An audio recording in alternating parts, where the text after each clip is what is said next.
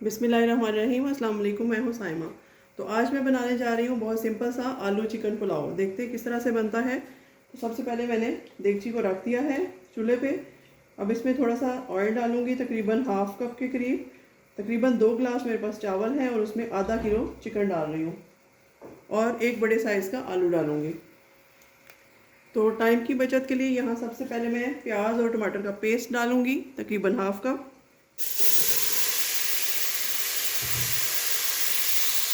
इसके साथ ये लहसुन अदरक की क्यूब डालूंगी, ये गई जी। इसके बाद कुछ साबुत मसाले जाएंगे इसमें,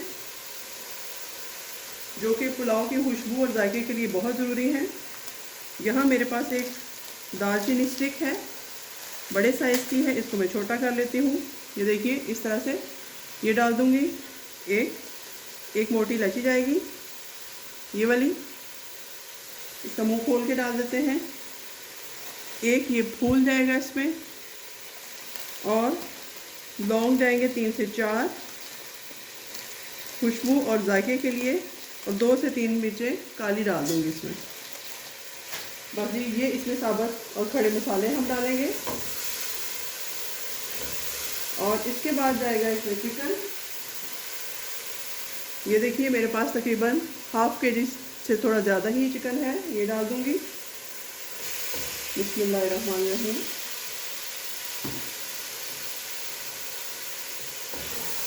इसको मिक्स करते हैं अच्छा सा। और साथ ही इसमें कुछ स्पाइसेस ऐड करूँगी। नमक का मैंने आपको बताया था कि जितने चावल हैं उतने चम्मच ही हम नमक डालेंगे। अब दो गिलास चावल थे और तकरीबन थोड़ा सा हाफ टेबल स्पून जो है वो चिकन के हिस्से का डाल देते हैं नमक, और हाफ टेबल स्पून जो है वो लाल मिर्च डालेंगे। ये मेरे पास सूखा पिसा हुआ धनिया दरदरा सा, लाल मिर्च और जीरे का पाउडर है दरदरा, ये डाल दूंगी 1 चम्मच। हल्की सी हल्दी जाएगी इसमें, 1/4 टीस्पून। बस यही चीज़ें जाएगी, पिसा हुआ गरम मसाला डालने की जरूरत नहीं है।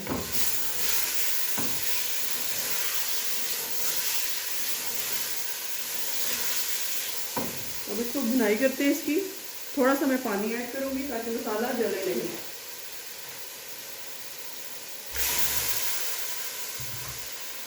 ये डाल दिया।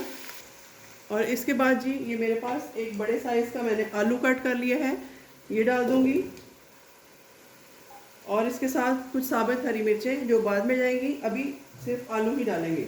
और इन दोनों चीज़ों को अब हम हल्की आंच पे इसकी भुनाई होने देते हैं, मीडियम टू लो हीट पर। इसको कवर करते हैं और कभी कभी 2 मिनट के बाद इसमें चम्मच चलाते जाएंगे। 5 मिनट इसको रोस्ट करते हैं। अच्छा, एक चीज़ इसमें ऑप्शनल है, ये मैं थोड़ा सा बिरयानी मसाला इसमें ऐड करूँगी खुशबू और जायके के लिए। पुलाव का बहुत रिच टेस्ट आएगा इससे।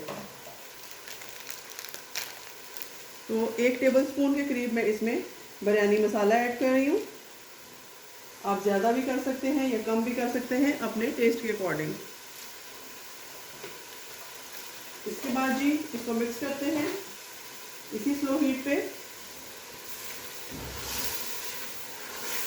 और अब इसमें थोड़ा सा दही ऐड करूँगी मैं, जो कि पुलाव को और खट्टा करेगा और मज़ेदार बनाएगा। ये देखिए जी, तकरीबन मैं इसमें 4 से 5 टेबलस्पून दही ऐड करूँगी। अब जी यहाँ पर दोनों चीज़ें हमारी अच्छे से भून चुकी हैं। अब मैं तकरीबन इसमें 2.5 से 3 गिलास पानी ऐड कर दूँगी।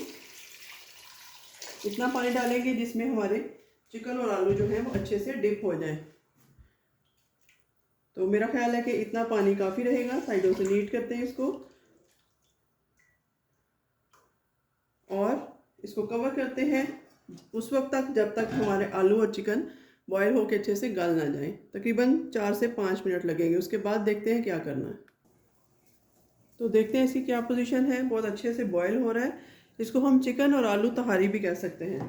तो अब स्टेज आती है, इसमें हम चावल डालें और चावलों में थोड़ा थोड़ा पानी मौजूद है। ये देखिए इतना, जिसमें ये अच्छे से डिप हो चुके हैं।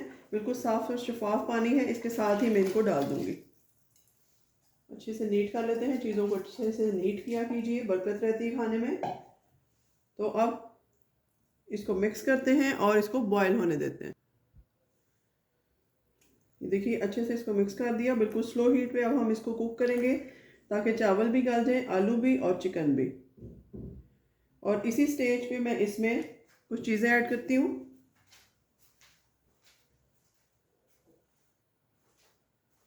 थोड़ा सा हरा धनिया जाएगा और हरी मिर्चें जाएंगी इसमें, ये देखिए इस तरीके से। और बस इसको कवर कर देते हैं और कुक होने के लिए छोड़ देते हैं जब तक ये 80% ये कुक ना हो जाए। तो देखते हैं क्या पोजीशन है।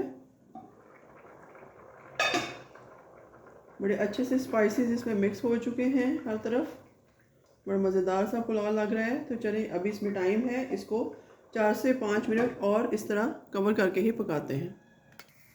तो अब दोबारा से देखते हैं क्या पोजीशन है। ये देखिए जी माशाल्लाह से ये 80% कुक हो चुके हैं, जितने हमें रिक्वायर्ड थे। बहुत अच्छी किस्म है चावलों की, सेला चावल है ये, जो लोग जर्दे के लिए इस्तेमाल करते हैं। मैंने इसका पुलाव बना लिया है।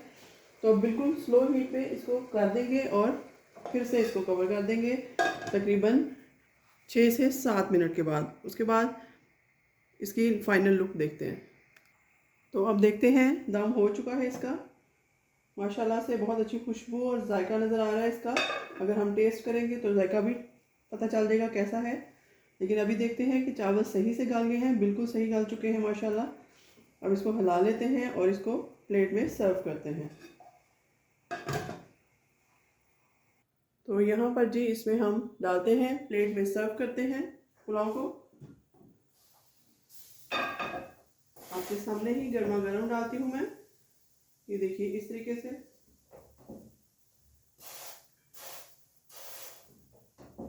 चिकन और आलू बहुत ही प्यारे लग रहे हैं, इसमें बहुत ही मज़ेदार सा फ्लेवर देंगे।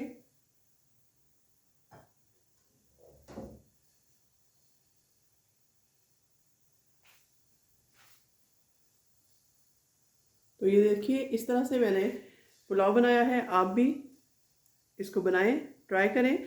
इसको तहारी भी कहा जा सकता है, आलू और चिकन की।